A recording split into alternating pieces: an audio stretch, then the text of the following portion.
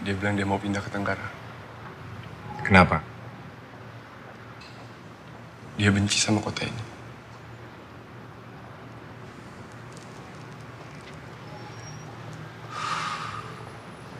Bandi meninggalnya gimana?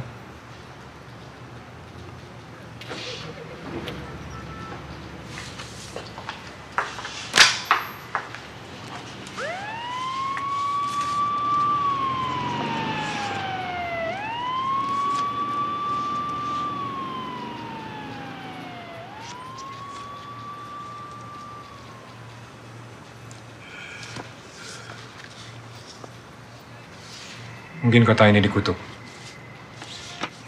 Gak ada yang bisa pergi dari sini.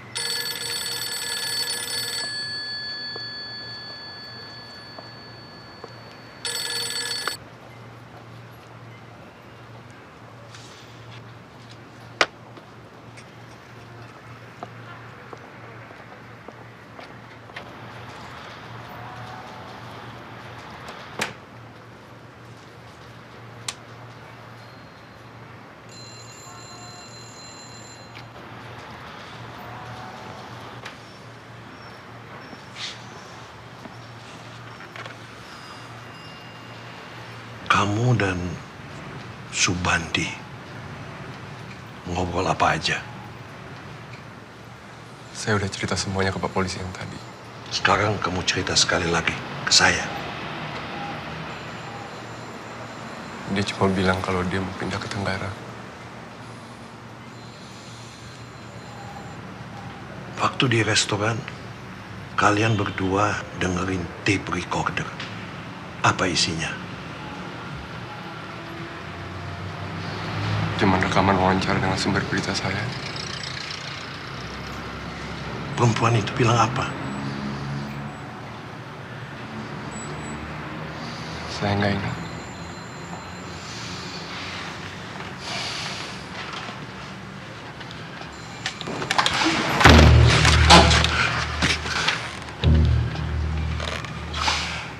Perempuan itu bilang apa? Saya benar-benar nggak ingat. Jangan. Hei. Kamu kenapa?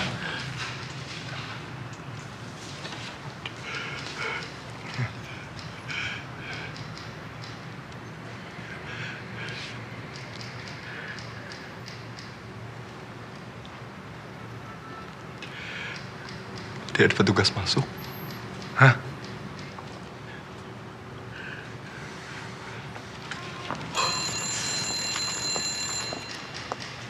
Siapa yang baru masuk dari sini?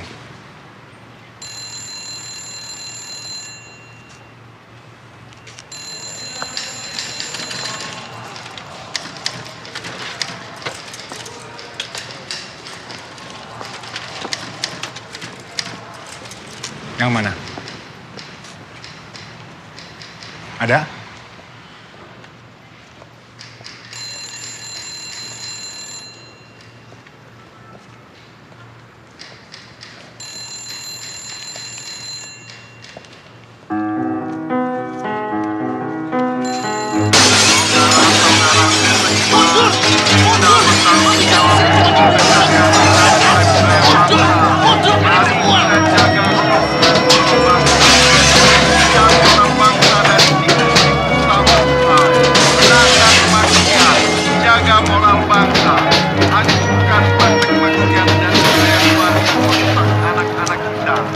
Jangan biarkan anak-anak kita tumbuh sebagai manusia tak bermoral dan tak bertuhan. Berikan polisi moral. Rumah Sakit Umum di Bio Sumarsono, selamat siang.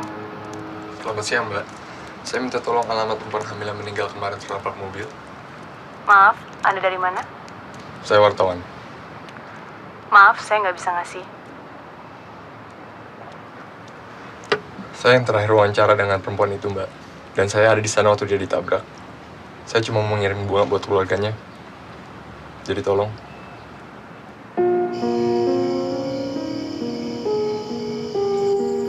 Gak ada orangnya, Mas. Ini rumahnya Asih. Iya, tapi sudah meninggal. tertabrak mobil kemarin. Tadi pagi baru aja dikebumikan. Kasihan loh Mas, suaminya juga meninggal dibakar orang. Dan 2 hari yang lalu, bapaknya, Pak Ronggoweni juga meninggal tiba-tiba. Keluarga ini memang aneh. Dari dulu banyak sekali orang datang. Malah beberapa kali pejabat yang datang ke sini. Datangnya malam-malam lagi, supaya nggak ada yang lihat. Tapi kita tahu. Mau apa mereka? Wah, kalau itu saya nggak tahu. Jadi udah nggak ada siapa-siapa lagi di sini? Ada anak Pak Ronggoweni yang paling kecil, perempuan, namanya Ranti. Dia ada di mana? Mungkin sudah di tempat kerja. Di?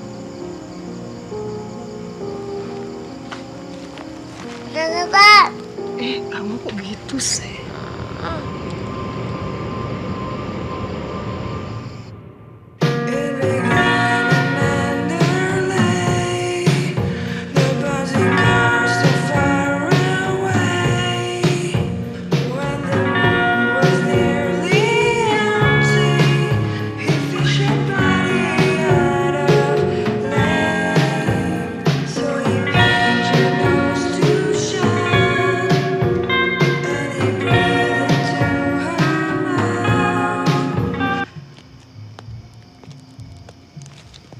Mau kemana, Mas?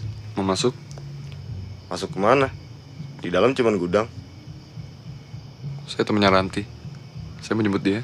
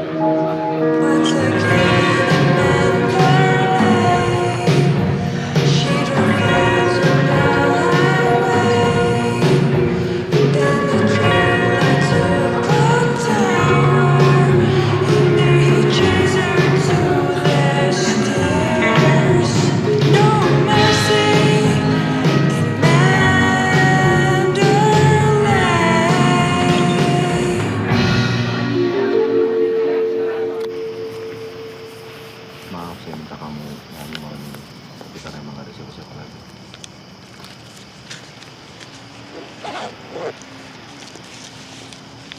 Ranti, saya Janus. Saya ada di sana waktu kakak kamu kecelakaan. Saya turut berduka cita. Ranti, kakak kamu cerita sesuatu ke saya, tapi saya nggak ngerti apa artinya. Apapun yang dia bilang, jangan kasih tahu saya. Kenapa? Karena salah satu dari kita harus mati. Dan jangan beritahu itu kepada siapapun. Maksudnya? Nanti kenapa saya nggak boleh cerita ke siapapun? Sahabat saya dibunuh orang. Dan saya yakin semua ini ada hubungannya. Tolong jangan ganggu saya. Saya cuma pengen pulang. Dan jangan ikuti saya.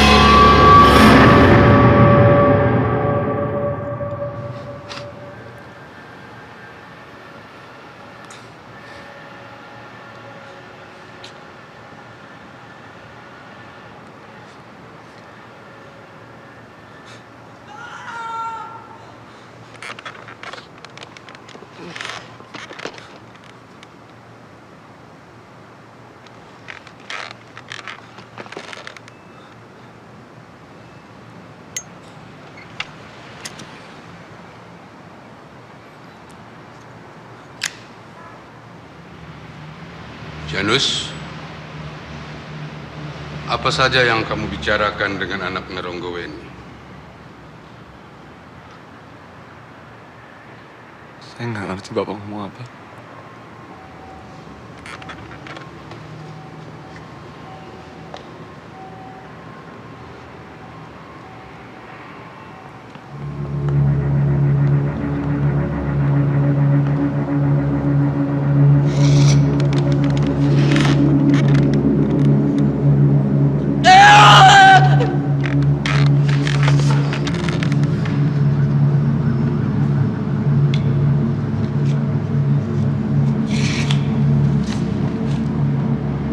Masih belum mau bicara?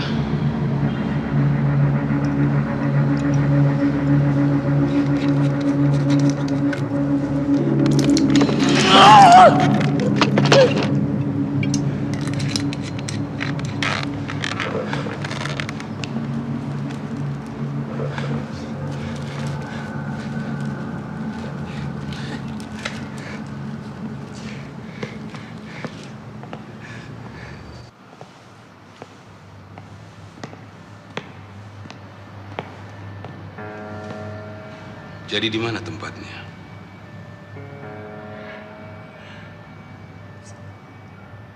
Tempat apa?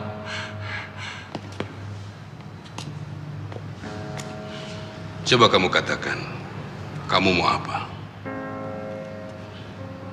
Saya juga belum tahu seberapa besar yang akan kita dapatkan di sana. Tapi yang pasti kamu akan dapat bagian.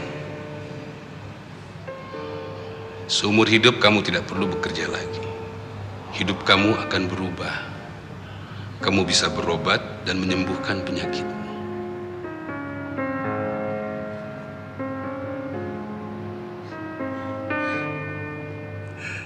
Saya benar-benar nggak ngerti maksud Bapak.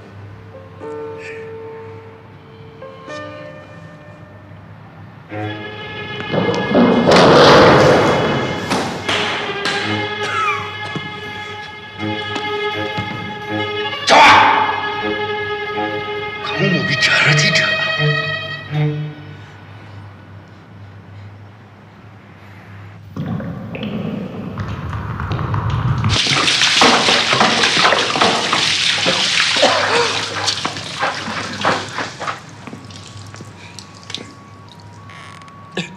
Sekali lagi kamu tertidur, kamu tidak akan pernah bangun lagi. Benar, ini bukan air.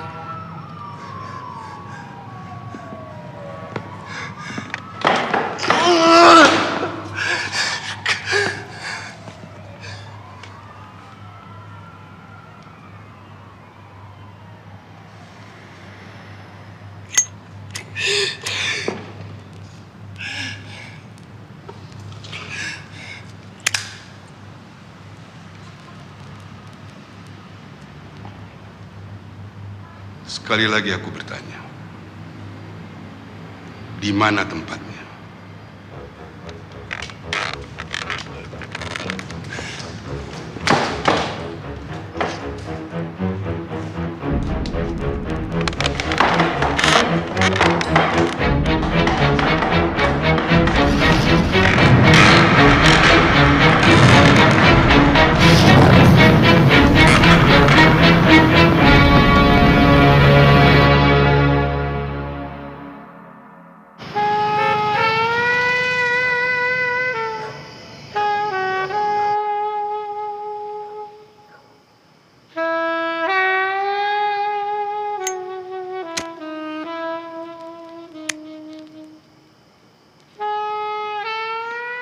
Sudah mau pergi?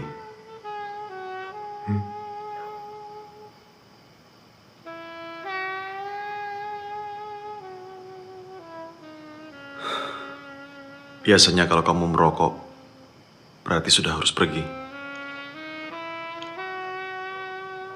Aku harus tugas. Sebenarnya alasannya bukan itu kan?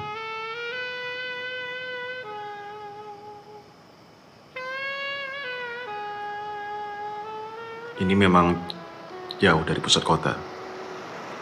Tapi bukan berarti gak ada orang yang bakal datang ke tempat ini.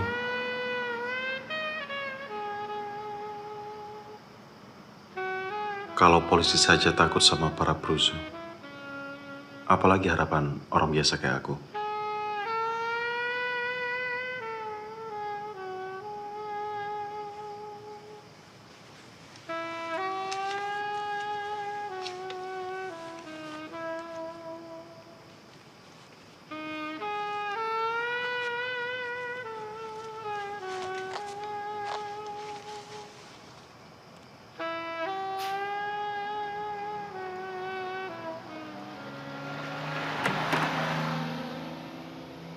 Badai segera datang, Eros. Kamu tidak akan bisa bertahan hanya dengan sembunyi.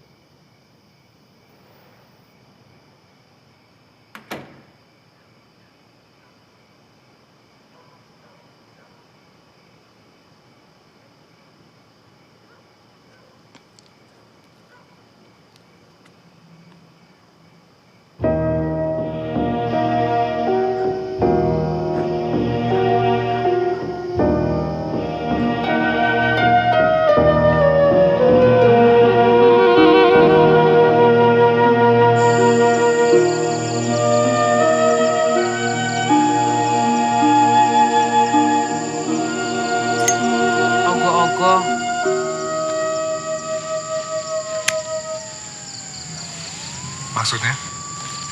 Kalau di kampung saya, Mas, tiap tahun ada acara ngebukin patung. Namanya patung ogo-ogo. Habis digebukin, terus dibakar. Buat ngelampiasin stres.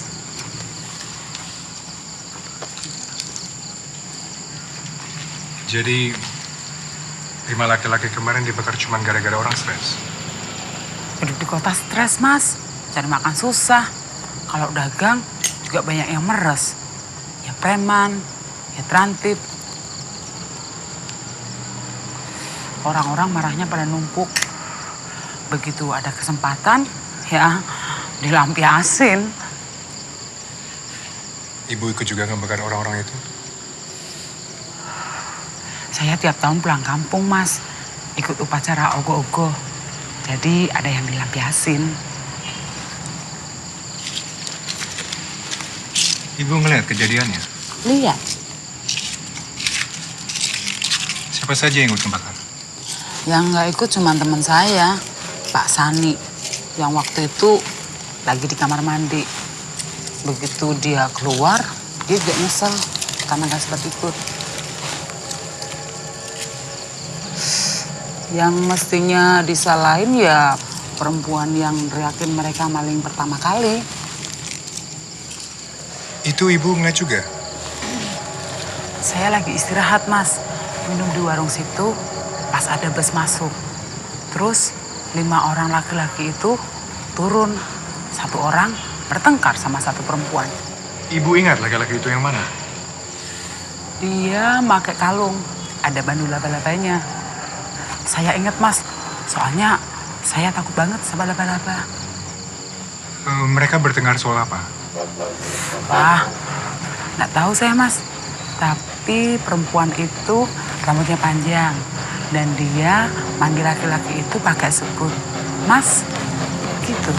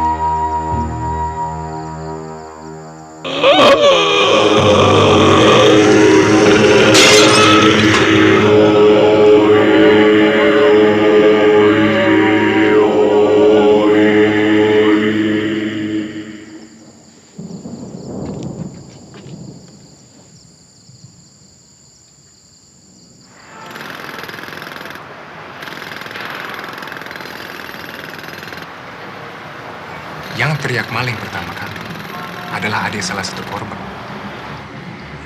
Anehnya, pada hari yang sama, istri korban juga meninggal di tabrak mobil. Dan sehari sebelum kejadian, bapak dari korban juga meninggal. Tidak ada laporan soal itu. Saya curiga meninggalnya tidak wajar, Pak. Jadi saya minta izin untuk melakukan ekskavasi kuburannya untuk divisum. Begini, Bos. Aku kira ini masalah sepele yang bisa ditangani siapa saja. Sepele? Pak, saya punya firasat kalau kasus ini sebenarnya... Aku minta kamu untuk menyerahkan kasus ini pada anak buah kamu. Aku memerintahkan kamu.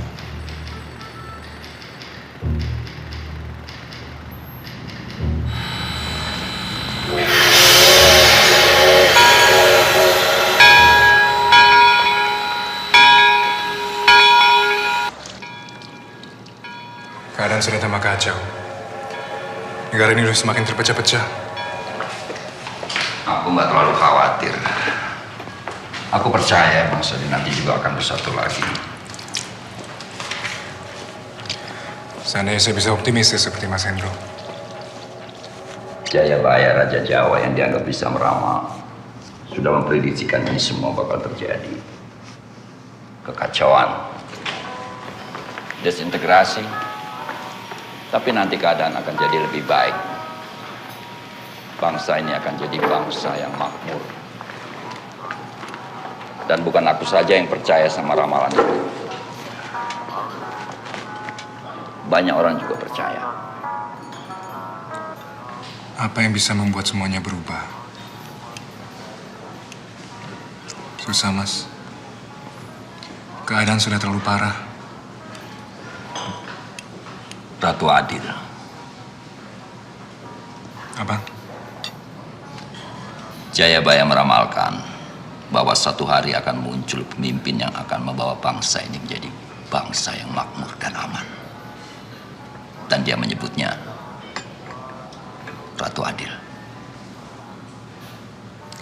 Ya, setidaknya dia masih menghormati perempuan. Sudahlah, kita bicara yang konkret-konkret saja. Jadi Mas ada informasi apa buat aku?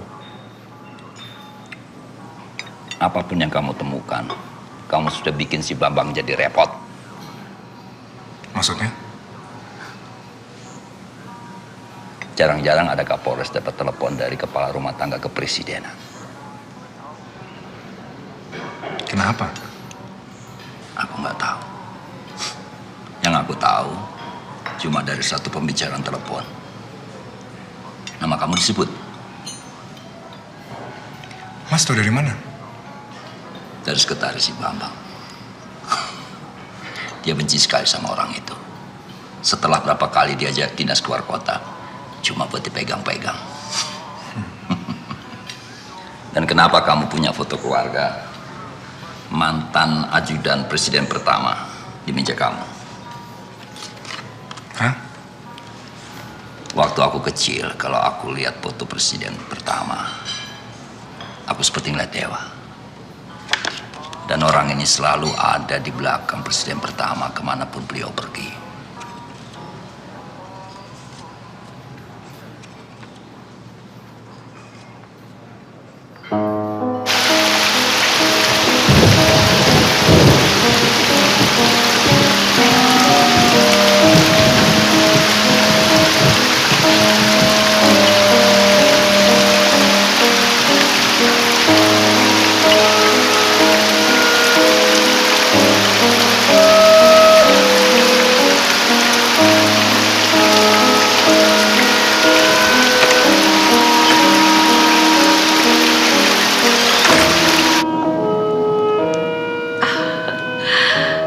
Aku tahu kalau hujan, dingin, kamu pasti kesini.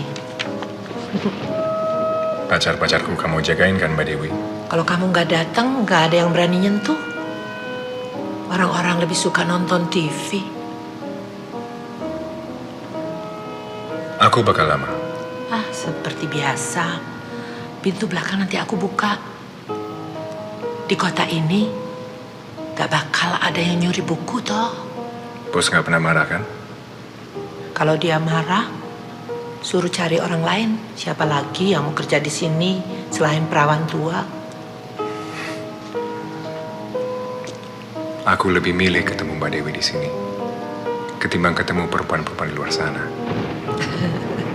Makanya aku masih kerja di sini, Mas Eros.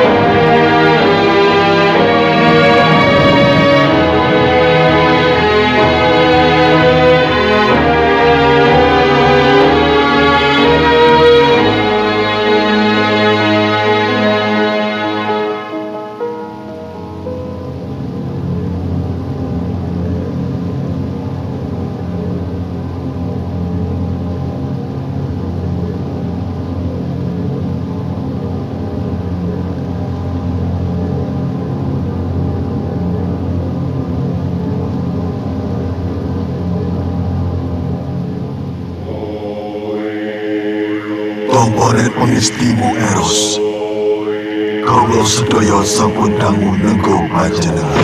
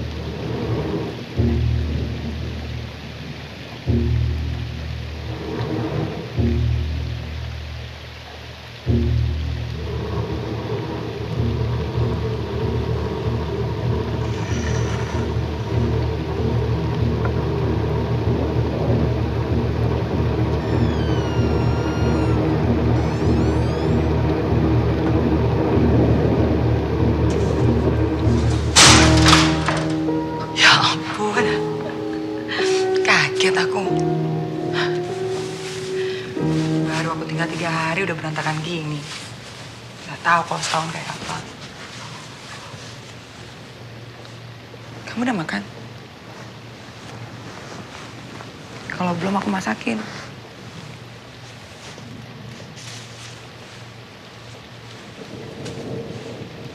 Ngapain kamu di sini?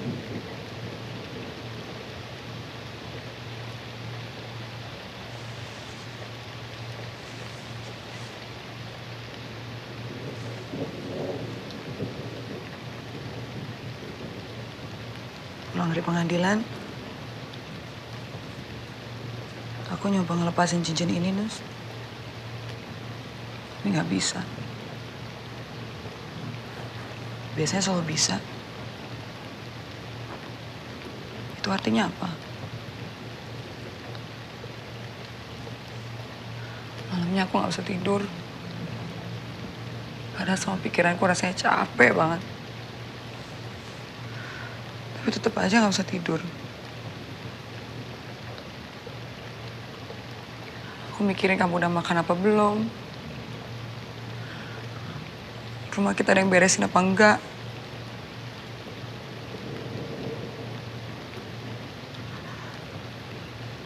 Aku ngaku salah.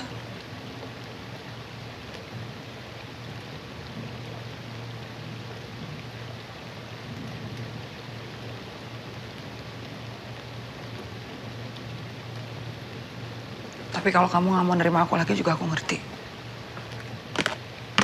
Aku cuma minta maaf.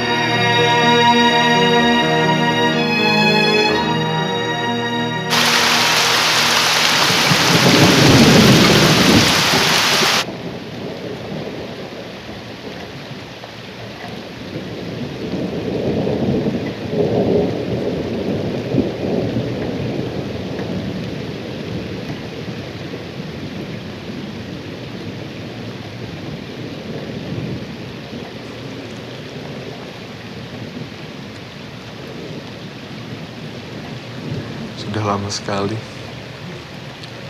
Sepertinya masalah kita kemarin adalah salahku. Aku lupa cara mencintai kamu.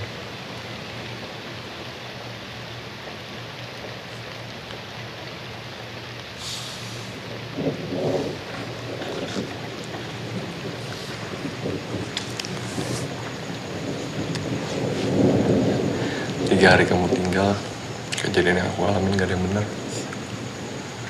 Gak benar gimana? Bandi meninggal. Hah? Meninggal? Meninggal gimana? Dibunuh.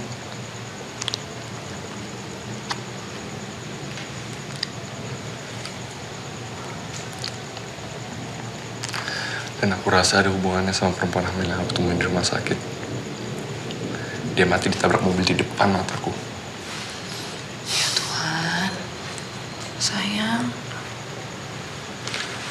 Terus sebelum dia mati, dia sempat ngomong sesuatu di tape recorder yang aku sembunyiin di pot bunga. Kamu ngapain nyembunyiin tape recorder kamu? Ya aku tadinya mau wawancara dia soal suaminya yang mati dibakar di terminal bus. Tapi dianya nggak mau ngomong. Perempuan hamil itu ngomong apa di tape recorder kamu? Aku nggak berani ngasih tau kamu. Kenapa?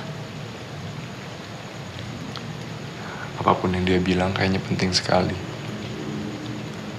Waktu aku ditanya di kantor polisi soal pembunuhan Bandi, ada polisi yang masuk mukulin aku. Terus aku juga sempat ketemu sama adiknya perempuan hamil yang mati itu. Dia juga bilang ke aku, jangan sampai ada satu orang pun yang dengar soal rekaman itu. Ya tapi kalau sama aku kan kamu bisa kasih tahu. Enggak, aku nggak mau kamu kebawa.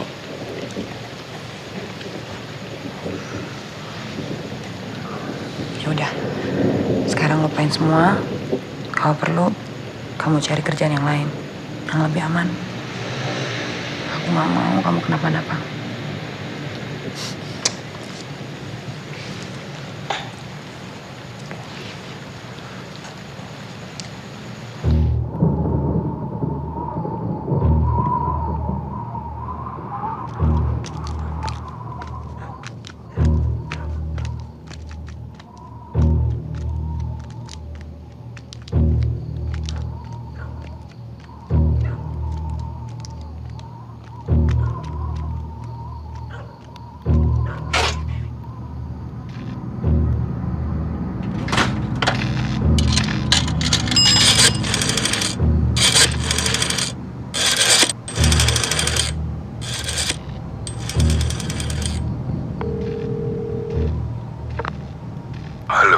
Ini saya, Sari. Bagaimana? Dia percaya saya mau balik lagi sama dia. Kelihatannya dia curiga tidak? Sama sekali enggak. Jadi dia tidak tahu soal tempat itu? Saya nggak tahu pasti. Tapi yang jelas, perempuan hamil itu ngomong ke tape recordernya sebelum dia meninggal. Kamu sudah tanya dia, perempuan itu ngomong apa? Sudah. Tapi dia nggak mau kasih tahu saya. Dia nggak mau saya terlibat. Kamu harus paksa dia supaya dia mau bicara. Tempat itu tempat apa? Tidak ada gunanya buat kamu. Yang penting setelah dia ngomong ke kamu, kamu temui saya dan uang yang saya janjikan bisa kamu bawa pulang. Tunai. Dan jangan sampai lupa, begitu dia kasih tahu kamu, kamu harus kasih dia minuman cairan yang saya kasih. Cairan itu cairan apa? Saya sudah mulai bosan dengan pertanyaan-pertanyaan kamu. Pak, saya memang perlu uang itu. Tapi saya tidak mau Janus celaka. Kamu kerjakan saja apa yang saya suruh. Tidak akan ada yang celaka. Aku kepikiran perempuan hamil itu, Nus. Kasian banget. Suaminya juga meninggal kan? Kamu gak usah pikirin lagi. Kamu udah tahu siapa yang bakar suaminya? Enggak, aku belum tahu.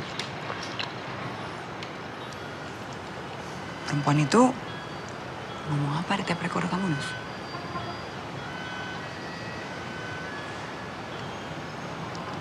Kenapa? Aku penasaran aja. Kamu kan tahu sendiri. Kalau aku penasaran, aku jadi mikirin terus. Ingat nggak waktu kita belum pacaran? Kamu pernah bilang ada yang suka sama aku, tapi kamu nggak bilang kalau orangnya kamu. Yang ada aku jadi mikirin terus sampai aku sakit. Yang ini nggak sepenting itu.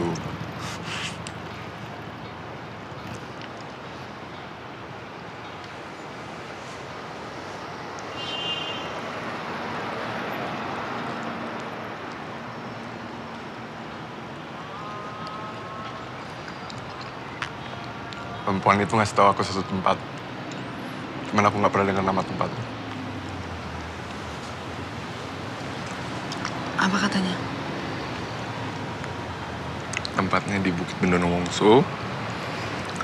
Di depan Candi Tujuh Anak Tangga. Wah, aku tahu tempat itu, Nus. Kok bisa?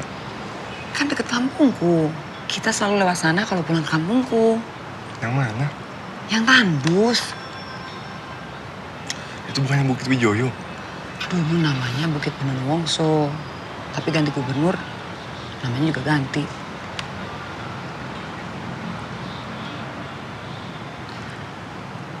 Mau kopi? Boleh.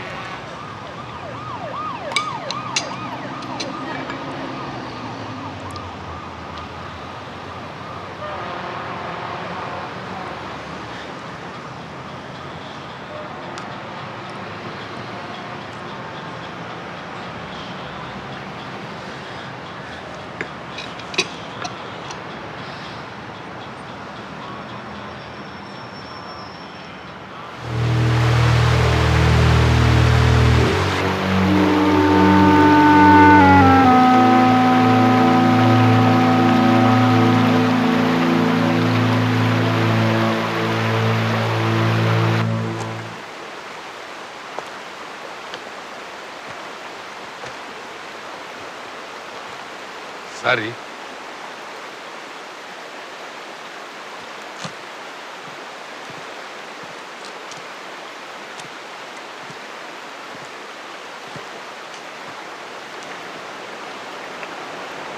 Janus sudah kamu kasih minum cairan itu?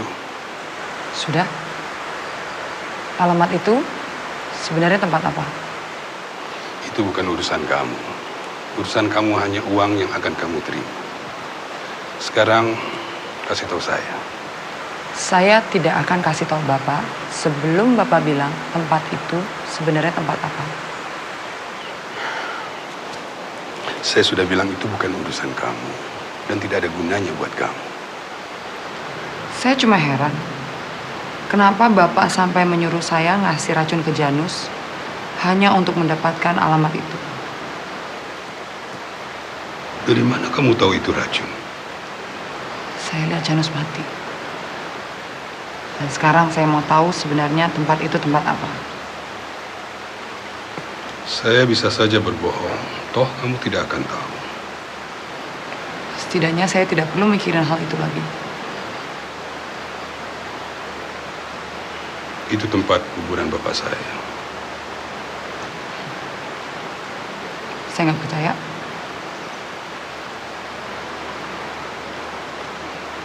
Baik. Kamu tidak mau kasih tahu juga tidak apa-apa. Tapi artinya perjanjian kita batal. Bukit Bendono Wongso. Di Pancan di 7 anak tangga.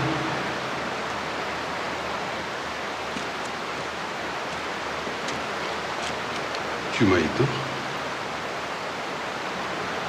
Cuma itu.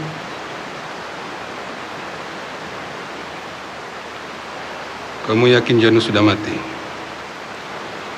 Ya, saya yakin. Sekarang, mana uang saya?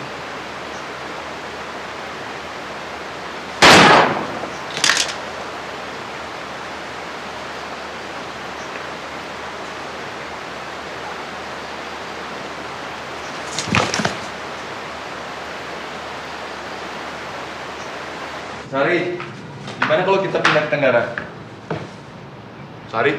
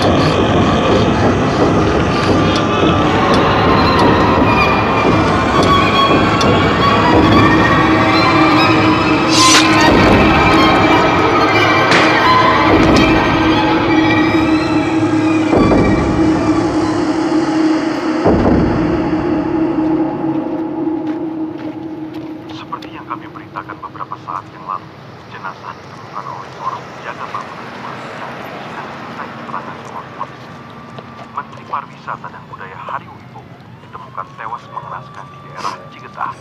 Polisi belum bersedia menjelaskan penyebab kematian Hariwibowo, tapi tak jauh dari lokasi tewasnya Menteri Pariwisata dan Budaya, seorang perempuan juga ditemukan tewas. Dari kartu identitas yang ditemukan, perempuan itu bernama Sari Haryani. Belum diketahui apakah kematian perempuan itu ada hubungannya dengan kematian Hariwibowo. Seorang pencari rumput yang pertama kali menemukan mayat perempuan itu menjelaskan bahwa korban mengalami luka tembak di bagian perut. Kedua lokasi penemuan mayat segera diisolasi oleh polisi untuk dilakukan olah tkp. Kali Cigetah dikenal sebagai bekas tempat pendulangan emas yang 10 tahun lalu ditutup untuk umum karena banyaknya pendulangan.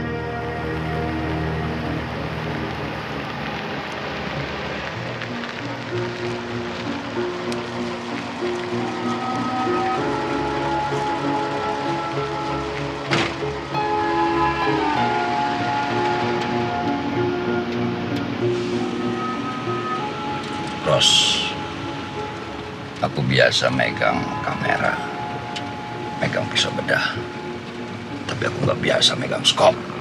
Tenang, Mas tetap bakal pakai pisau bedah. Tapi setelah kita gali kuburan dulu. Kamu ngarepin apa ngebongkar kuburan Rombo Weni? Aku mau mastiin dia mati dibunuh. Dengan demikian ini semua bukan cuma kebetulan. Harta karun presiden pertama. Besar kemungkinan, Mas. Semua ini adalah kejahatan yang disebabkan legenda yang gak masuk akal.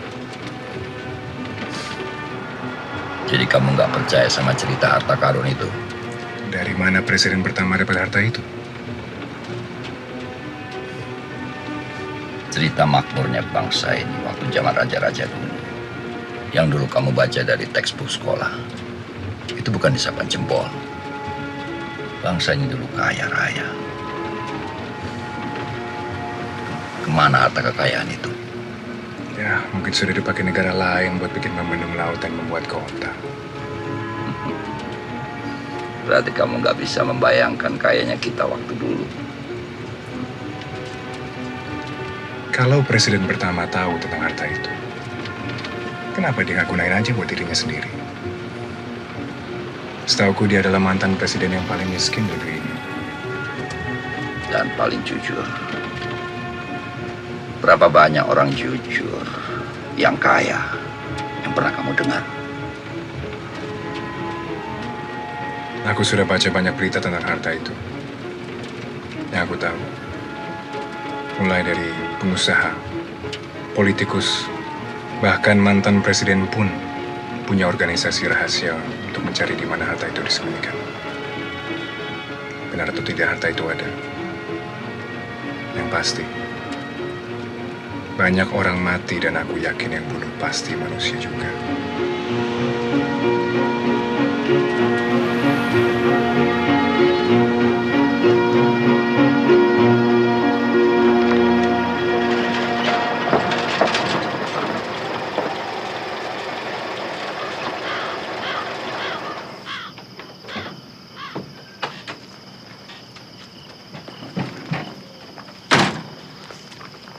Kita nggak perlu meriksain batu nisan satu persatu sampai nemuin kuburan Ronggoweni kan? Ada gunanya berteman dengan pengurus kuburan. Semua penjaga sudah disuruh pulang. Kita bisa ngegali dengan tenang.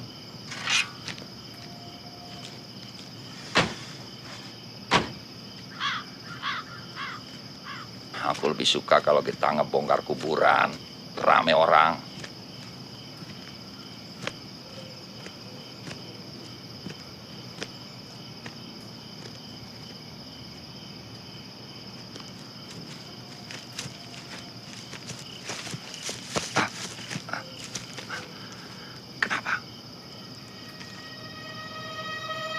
Aku balik dulu.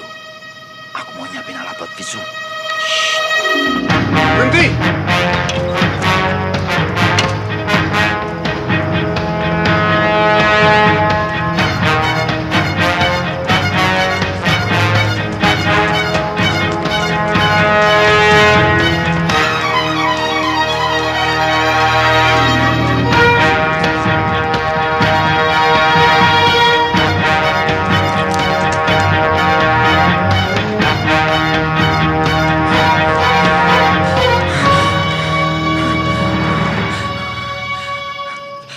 Jangan sakiti saya.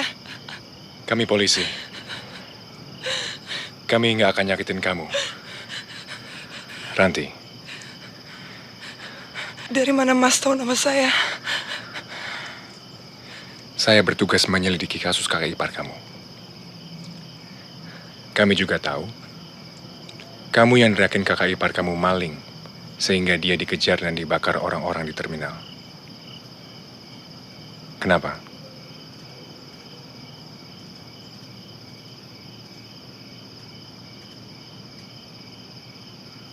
Oke, sampai saya dapat jawabannya, kamu nggak boleh jauh-jauh dari saya.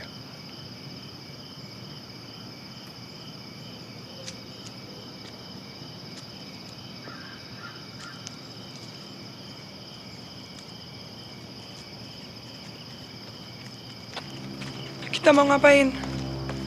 Aku yakin bapak kamu meninggal dengan tidak wajar.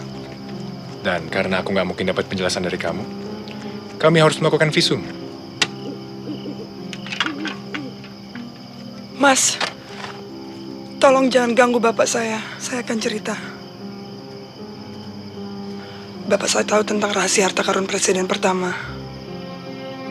Kami juga tahu itu. Bapak pernah cerita ke saya bahwa cuma ada satu orang aja yang bisa tahu tentang lokasi harta tersebut. Maksudnya? Kalau lebih dari satu maka yang lain harus mati. Siapa yang membuat peraturan seperti itu? Saya juga kurang tahu, Mas. Tapi yang pasti saya tahu itu benar. Kakak ipar saya pernah maksa Bapak untuk cerita. Dan dia ngancam untuk bunuh saya. Akhirnya Bapak cerita. Dan karena dia takut kakak ipar saya kenapa-napa, akhirnya dia bunuh diri. Ternyata kakak ipar saya cerita ke kakak saya. Dan dia ngajak 4 temannya untuk ke lokasi harta tersebut. Dan karena kamu takut kakak kamu kenapa-napa, kamu neriakin kakak ipar kamu dan 4 temannya di terminal supaya mereka dibunuh? Kakak saya lagi hamil. Saya sayang sama dia. Sekarang berarti ada satu orang yang tahu di mana harta itu. Kamu. Ada laki-laki datang ke tempat saya kerja. Dan dia bilang bahwa kakak saya ngasih tahu sesuatu ke dia sebelum kakak meninggal.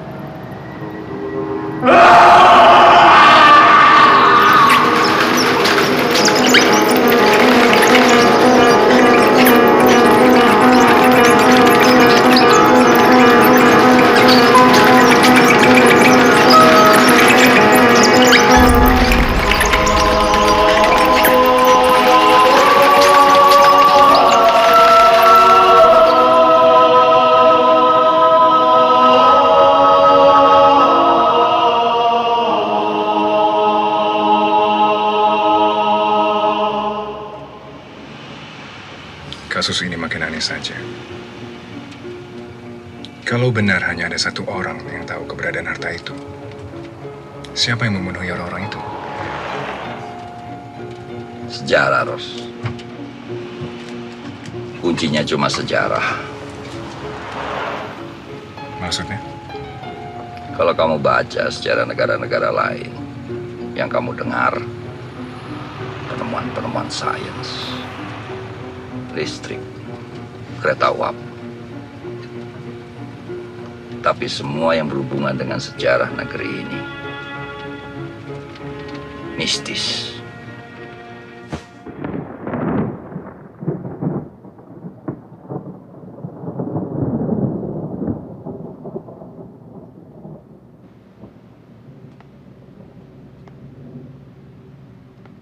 Coba kamu cium bau buku-buku ini, Ranti. Kalau perdamaian punya bau, ya baunya seperti ini.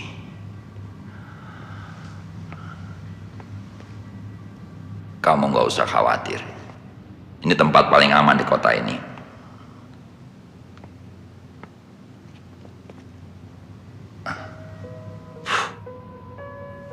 Ini dia. Kadang-kadang tempat bertanya yang paling tepat justru di sumber yang gak pernah dilihat orang. Harta itu merupakan pemberian raja-raja di Nusantara untuk dijadikan modal berdirinya sebuah negara kesatuan. Presiden pertama menyadari bahwa jika orang tahu tentang harta itu, maka akan timbul perpecahan untuk memperebutkannya. Presiden pertama lalu memerintahkan 9 orang kepercayaannya untuk menyembunyikan harta itu.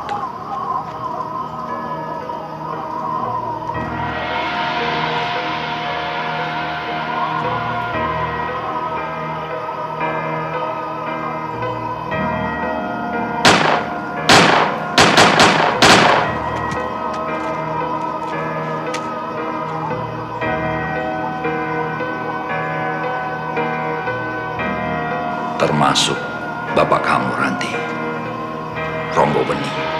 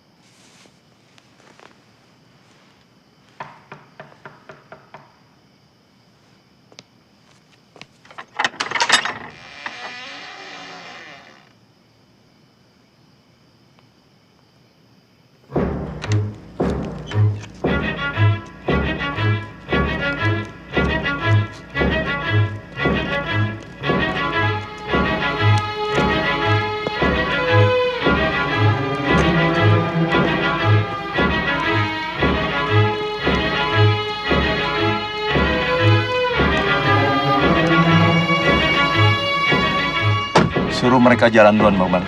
Baik, Pak. Jalan.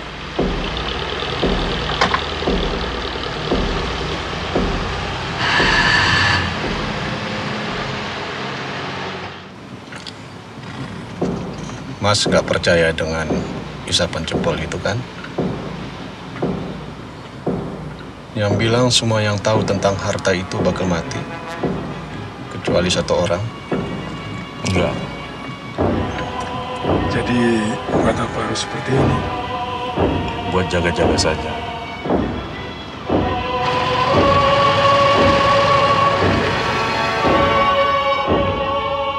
Aku rasa makhluk ini yang selama ini menjaga rahasia harta itu. Tapi menurut buku ini, makhluk ini nggak bisa membunuh. Makhluk dari alam gaib nggak bisa membunuh manusia. Berarti yang selama ini membunuh orang-orang itu manusia juga. Ranti?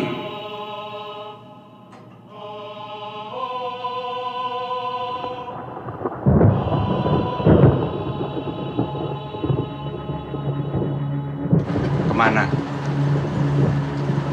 Kemana?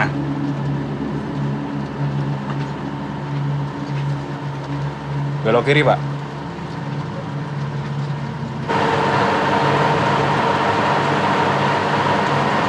Apa dia nggak disuruh ngomong aja, biar lebih gampang? Bapak Menteri kasih instruksi jelas. Tidak boleh bicara, hanya gunakan tangan.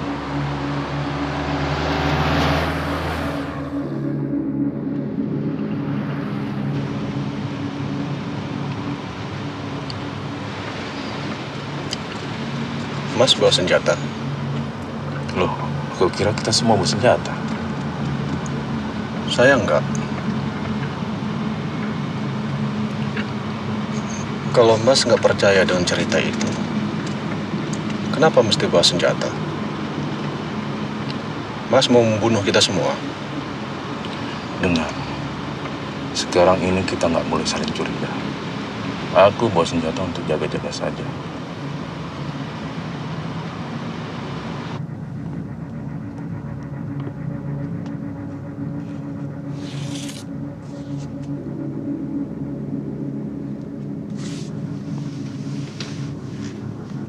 Saat negara baru berusia setengah abad, perebutan harta akan semakin hebat. Satu akan menjadi pemegang rahasia harta tersebut yang paling bisa dipercaya. Dia akan dikenal sebagai sang penidur. 5 tahun aku kerja. Selama ini kita cari dia. Kenapa? Gak apa-apa. Cuman aku pikir kita bakal ketemu orang yang lebih, nggak tahu, berbahaya. Mungkin dia berbahaya.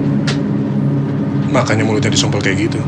Aku pikir mulutnya disumpel bukan karena dia berbahaya.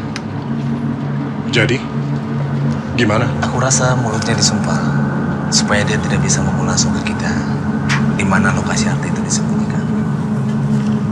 Kalian tahu, dan di mobil belakang siapa?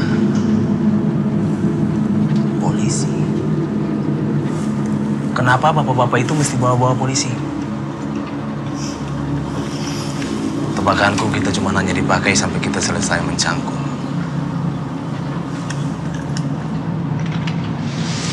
Bus ini bisa lari seberapa kencang? Cukup lah. Untuk nggak bisa dikejar mobil di belakang. Nggak boleh ada yang macam-macam.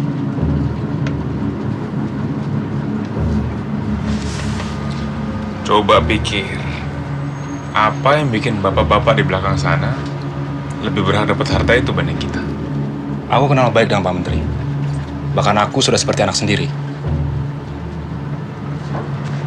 Terus? Ini pengkhianatan. Lihat nanti siapa yang berkhianat waktu polisi itu nembak mati kita semua.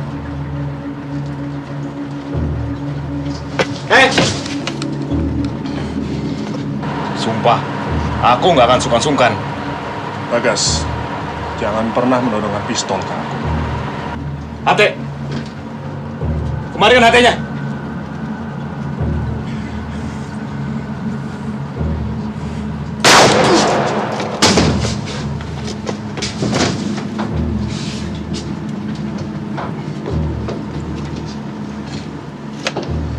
Sekarang katakan, di mana letak harta karun itu berada? Di mana?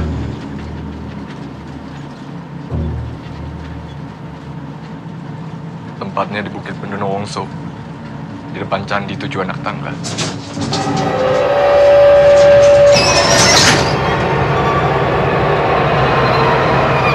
Kenapa bisnya?